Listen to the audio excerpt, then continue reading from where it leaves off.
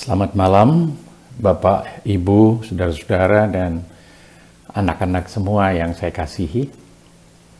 Malam ini kita bertemu kembali dalam renungan dan doa malam.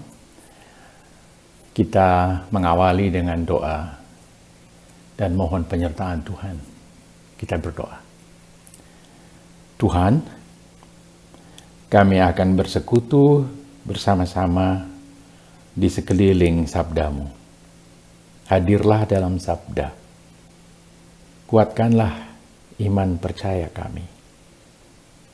Dalam Kristus, sabda yang telah menjadi manusia.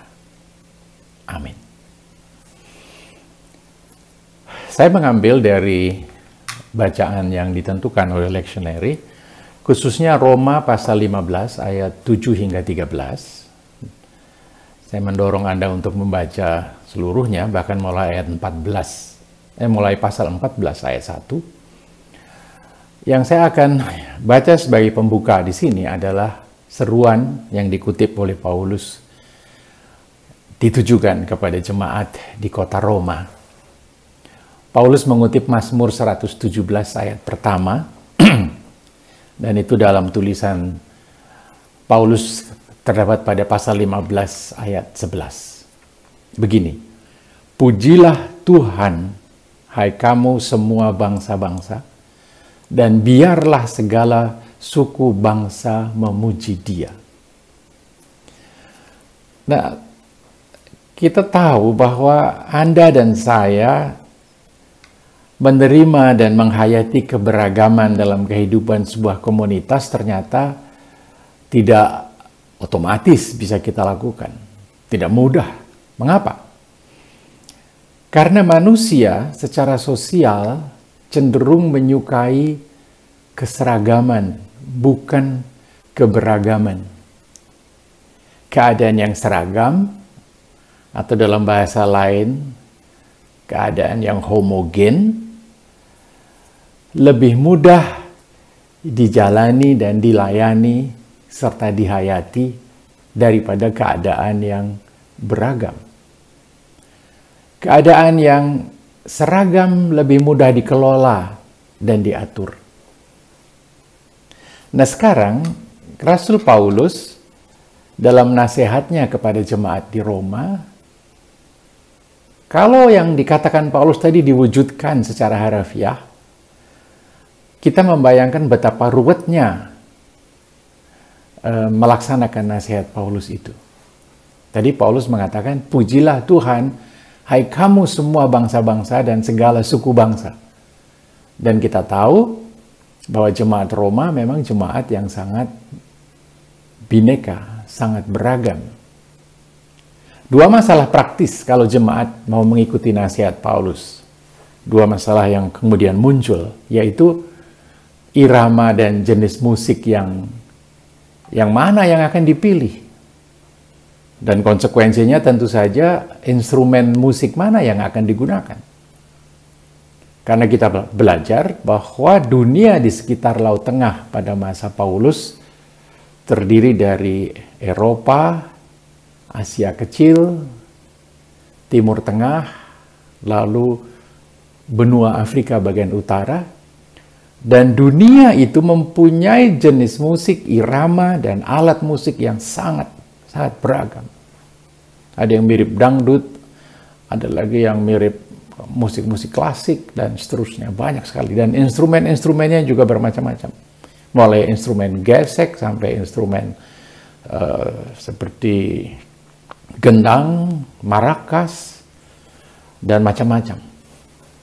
Nah, jemaat metropolitan Roma, warganya sangat beragam. Karena kota Roma ada di pusat perdagangan kawasan Laut Tengah pada waktu itu. Dan daya tarik magnet dari kota Roma menyebabkan bangsa-bangsa dari sekitar Laut Tengah memadati kota Roma untuk beragam kepentingan juga, antara lain untuk berbisnis, untuk pekerjaan, dan tentu saja untuk hal-hal yang bersifat politis. Demikian juga warga jemaat Kristen di kota Roma yang ternyata sangat beragam. Paulus melihat ada dua kelompok besar yang menonjol dalam kehidupan jemaat di Roma pada waktu itu, dan kedua kelompok tersebut pendapatnya berlawanan. Pendapat yang berlawanan bisa kita sebut sebagai konflik, gitu. Nah, sebagian warga berlatar belakang Yahudi, yaitu orang-orang Kristen bangsa Yahudi yang semula beragama Yahudi, tetapi yang kemudian menjadi pengikut Kristus. Nah, sementara itu sebagian lagi yang lain adalah orang-orang bukan Yahudi dan tidak pernah beragama Yahudi.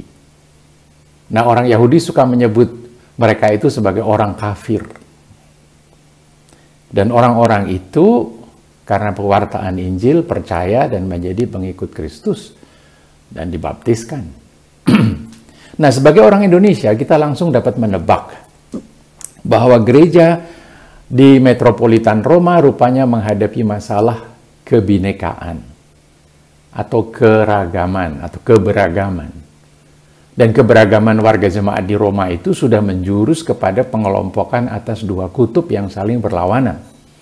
Dan itu sebabnya Rasul Paulus menuliskan bagian ini dalam suratnya.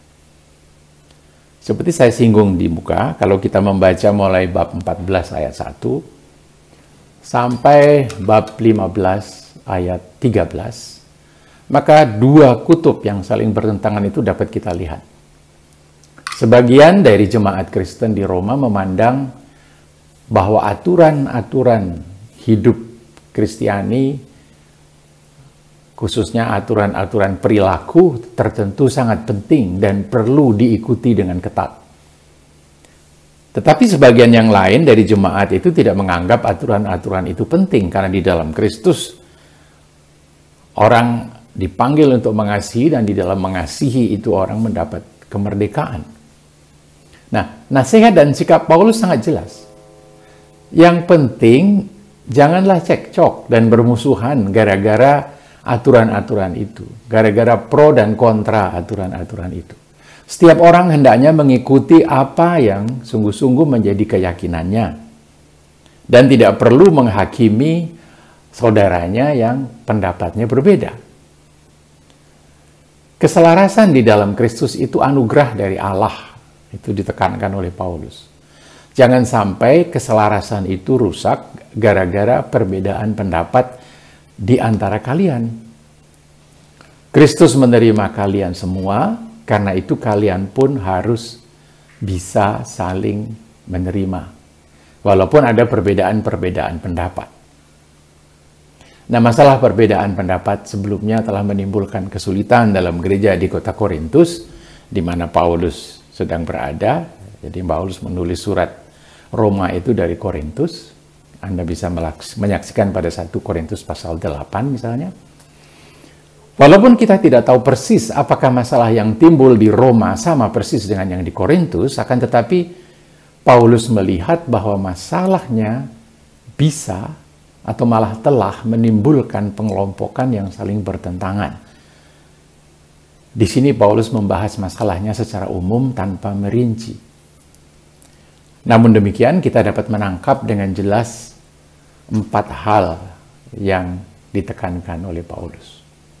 Atau 3 hal, dan yang keempat barangkali merupakan implementasi bagi kita. Yang pertama, bahwa kesulitan semacam ini akan memburuk kalau ada bumbu kecemburuan dan kecurigaan di antara orang-orang Kristen yang berlatar belakang Yahudi di satu sisi dan orang-orang Kristen yang berlatar belakang non-Yahudi di sisi yang lain. Yang kedua, masalah beda pendapat itu menjadi serius bila dan hanya bila warga jemaat mulai membentuk kelompok-kelompok yang saling bertentangan. Dan yang ketiga, tujuan nasihat Paulus bukanlah supaya orang-orang Kristen itu punya pikiran yang sama atau seragam, bukan, akan tetapi supaya mereka saling menghormati dalam perbedaan pendapat, serta hidup bersama dalam cinta kasih dan harmonis. Nah, yang keempat barangkali merupakan implementasi yang bisa kita tarik, yaitu bahwa kesulitan semacam ini bisa terjadi di antara orang Kristen di segala zaman. Artinya juga pada masa kini bisa terjadi, karena latar belakang warga gereja yang berbeda-beda. Nah, karena itu kita perlu mendengarkan nasihat Paulus di sini, karena nasihatnya relevan bagi kehidupan jemaat pada masa kini. Dan menutup nasihatnya, Paulus mengangkat Yesus sebagai contoh. Ini agak langka loh ini. Langsung Paulus mengatakan, lihatlah Yesus. Dengan harapan apa? Dengan harapan jemaat mengikuti keteladanan Yesus. Paulus menekankan, lihatlah bahwa Yesus tidak pernah berusaha agar dirinya selalu terbukti benar, karena apa yang Yesus lakukan ialah memberikan, merelakan haknya agar dia dapat menjadi pelayan bagi orang-orang Yahudi yang sangat menekankan aturan dan menaatinya dengan cermat, dengan jelimet, dan orang-orang kafir yang tidak terlalu mementingkan peraturan-peraturan semacam itu. Nah, oleh karena Yesus mengasihi dan menerima kedua kelompok, maka Yesus merupakan teladan yang sangat tepat bagi jemaat di Roma. Kira-kira begitu kata Paulus. Mereka dapat belajar dari Yesus. Karena Yesus Kristus telah melakukan hal itu, dan dengan melakukan hal itu, Yesus Kristus memuliakan Allah. Pasal 15 ayat 9-12. Dan harapan Paulus, jemaat pun, dan tentu saja kita juga pada masa kini yang membaca surat Paulus itu, dapat memuliakan Tuhan apabila kita dapat saling menerima dalam perbedaan-perbedaan itu. Amin. Mari kita berdoa.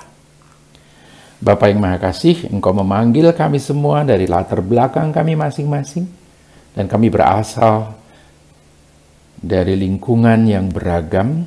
Kami dibesarkan dalam keluarga yang berbeda, dalam budaya yang berbeda, dalam kebiasaan yang berbeda.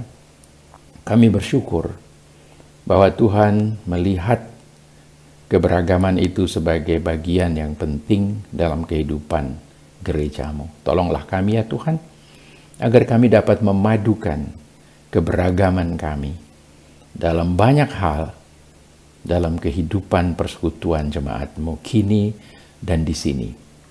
Terlebih-lebih ketika pada saat ini kami juga harus menghadapi pandemi serta dampaknya yang tidak mudah, dan yang menambah beban atau beratnya pergumulan kami untuk mewujudkan kehidupan persekutuan di dalam kehidupan jemaat-Mu.